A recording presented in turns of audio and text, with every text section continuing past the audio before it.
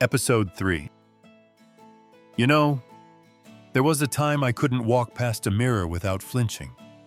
Not because of what I saw on the outside, but because of what I remembered.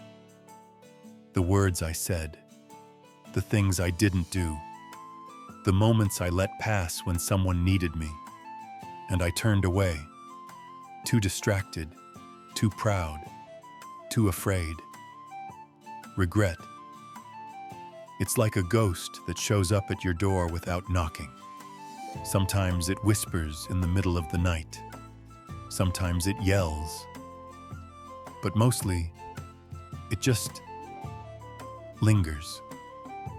I used to think remorse was a punishment, a life sentence for the things I got wrong, the relationships I didn't mend, the chances I didn't take. I thought if I carried that burden long enough, maybe, just maybe, I could earn some form of redemption. But I was wrong. You see, I've come to understand something deeply freeing. We all fall short, all of us. The Bible says, if we say we have no evil, we deceive ourselves, and the truth is not in us.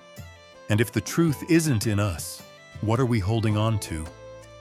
It's strange how we can forgive others for what they've done to us, and yet struggle to forgive ourselves. We replay those old tapes like there's some power in punishing ourselves over and over. But regret doesn't sanctify us. It shackles us. And the longer we hold on, the harder it is to move forward. I remember a classmate of mine, a kid who made a mistake, paid for it, and still couldn't find a way back into the world. He was never truly forgiven, not by others, and maybe not even by himself. He disappeared under the weight of his own regret. And I often wonder, what would have happened if someone, anyone, had just reminded him that he was more than his worst moment? We all have chapters we wish we could rip out. Things we said in anger, promises we didn't keep, doors we left open, people we didn't help. But here's the truth that changed me.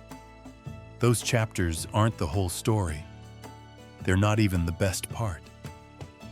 God's mercy. It doesn't ask us to erase the past. It asks us to learn from it. It doesn't demand perfection. It invites us into transformation. The Apostle Paul once said, "Forgetting what lies behind and reaching forward to what lies ahead." And that's it, isn't it? Not erasing, but reaching. Not clinging to the sorrow of the world, but stepping into the kind of sorrow that leads to salvation. The kind that purifies instead of poisons. So now, when regret comes knocking, I greet it like an old acquaintance. I say, yes, I remember, but I don't live there anymore. I've prayed my way through the shame. I've handed my guilt over to the only one strong enough to carry it.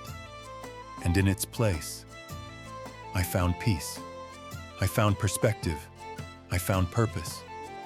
Life didn't give me a second chance, but God did.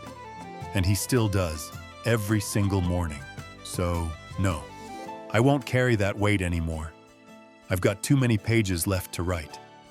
And the next chapter? It starts with grace. May your own burdens feel a little lighter now. I am Nelly Ferrari, and I live the Kodach Secrets.